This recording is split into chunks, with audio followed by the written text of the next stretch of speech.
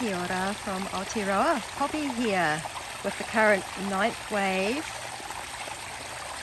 Sacred Mayan calendar energies, where we are right now in this trecena of water, in this day wave of force storm, in this challenging time.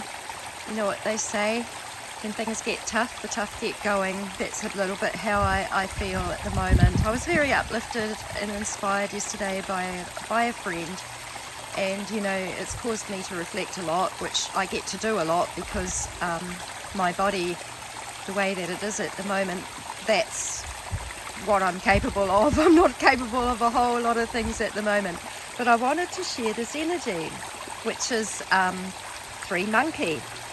And this is the 13th day in 18 of force storm. So this is about activated time weaving. And as we are accessing our being in higher dimensions, we are activated to purify our belief systems.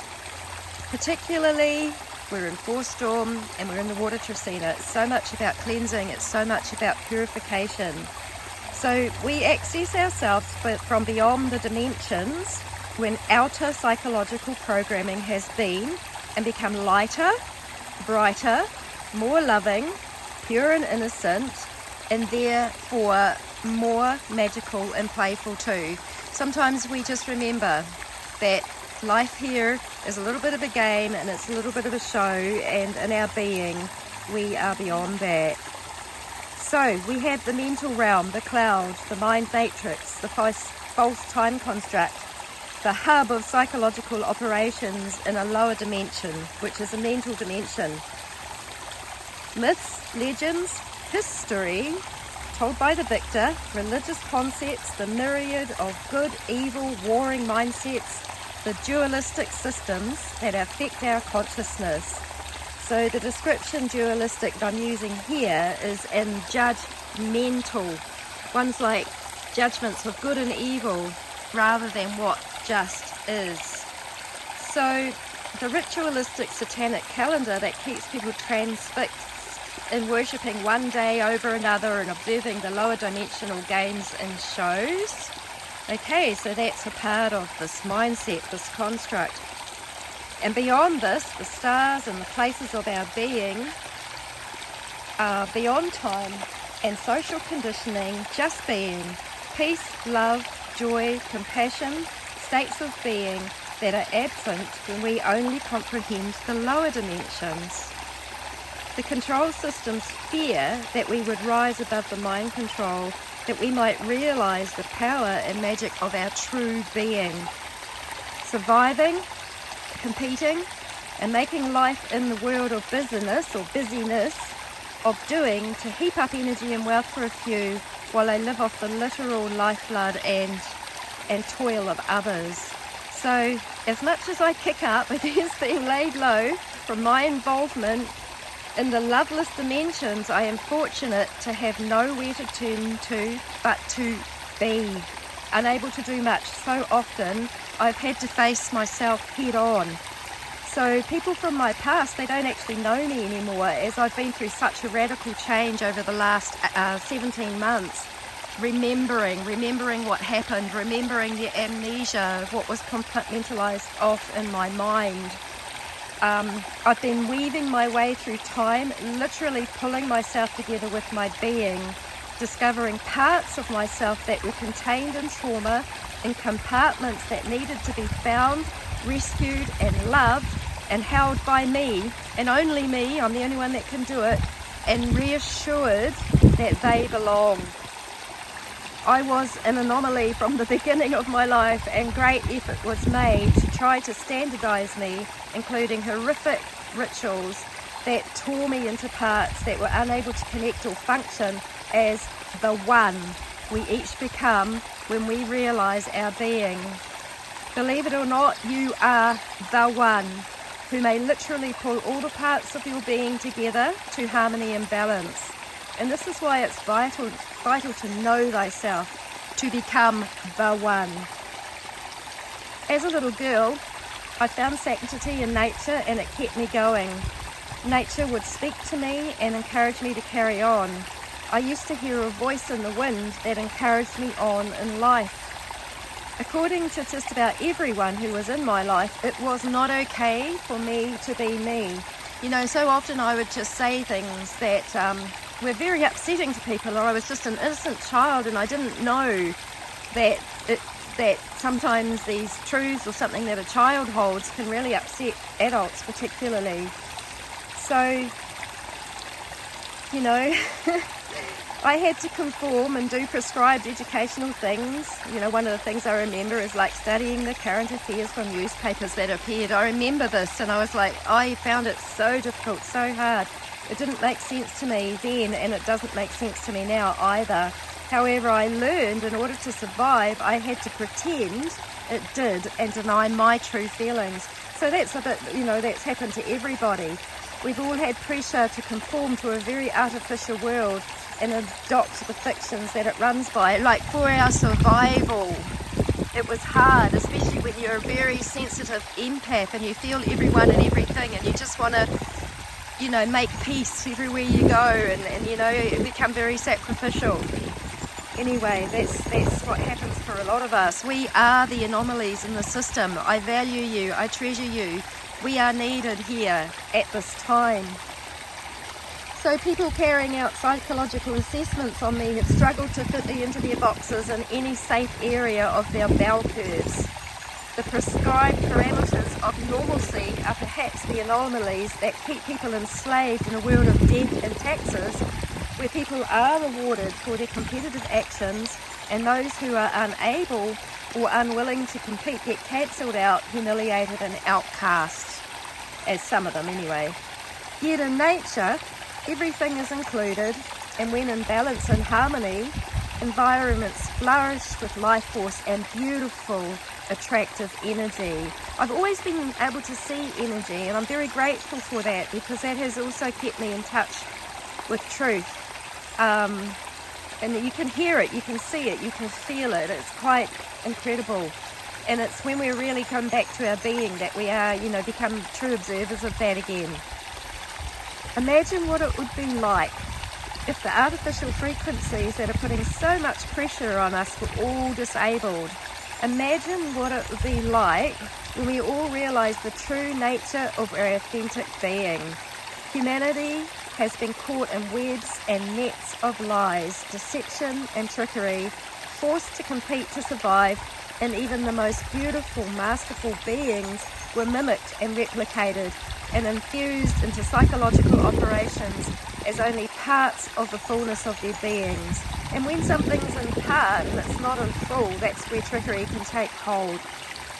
Some beautiful, masterful beings who had ascended within their beings were not with me, were with me, and they revealed themselves through nature to me.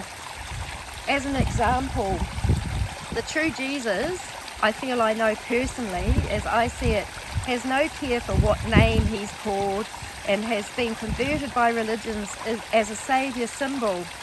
If he was a saviour, then why did he not save me from horrific abuse? He was with me. He was guiding me to become masterful within my being. I value a friend from an Asian culture who is very connected to the ascended masters. You know, and in that culture they're often called gods and goddesses. They are high frequency beings assisting many and cannot be adequately defined in words. When I was a retreat facilitator, we used to do questionnaires, and we used to look at people's belief systems, and we used to look at the value of the belief.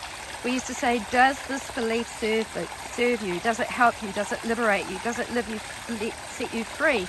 And we would examine that belief system, and then you know, we would find out, well, how can that be transformed or tweaked or whatever. I mean, it was often done with breath work and other things as well. So it went deeper into the people connecting their being and evaluating the belief system. And this is something I hold to. Does this belief serve me? Does it provide freedom?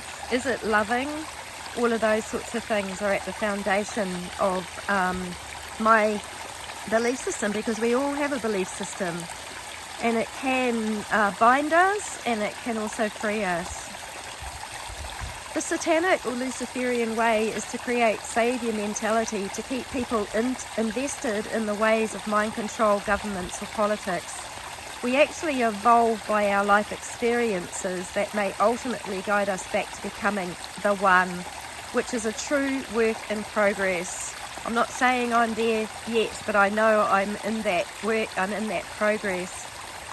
The Creator and the creation and our hearts connecting them within can return us to our light and playful nature through all trauma and hostilities. And I really feel I have had to live through some of the pits and the hell of trauma to come to this realization. And this is the miracle and the magic that is available to us through the art of time weaving. So time on lower realms is an illusion connected to the black sun or Saturn, and the Greek god assigned was Cronus, that came through astrology, or the so-called father of linear time that in legend ate his own children, the hub of Satanism, as I see it. The ability to access the higher realms through our pure soul source stream, connecting with the heart of the Creator and the heart of this earthly creation here, empowers us to rise to timelessness or timefulness, all time, all at once, and live life more magically. As we feel the weight and pressure in parts of our being, it can be a gift. It shows us what our minds may need to release to create health and freedom in our physical feedback system that is an essential part of our being and our body.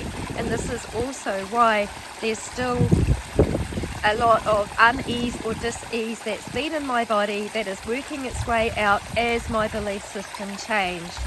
My belief system was heavily taxed by heavy programming, and I'm finding my way out, and I really feel that I need to encourage myself by this, but all the others that are willing to hear that we all can find our way out.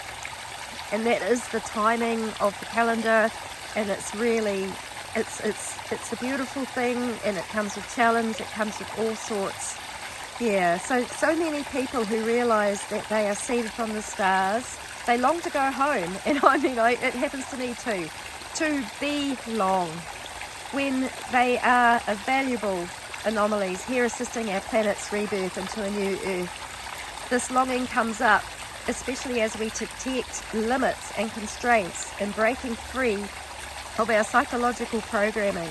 So hang in there if that's you. You are immensely valuable at this time. And this is the real work that also evolves us into mastery, like ascended masters who have gone before us and who make themselves known to us personally. They are not limited to scriptures and word spelling. In fact, you know, I can only really connect with them in my own personal way.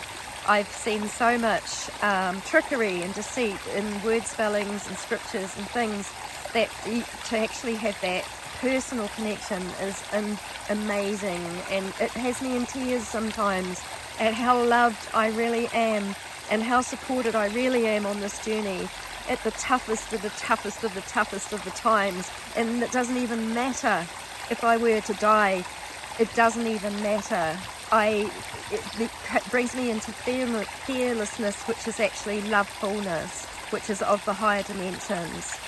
So these beautiful beings exist far beyond the scriptures or anything that can be written. And it is delightful as we realise how they have always been with us through all the challenges of living in a slavery paradigm too.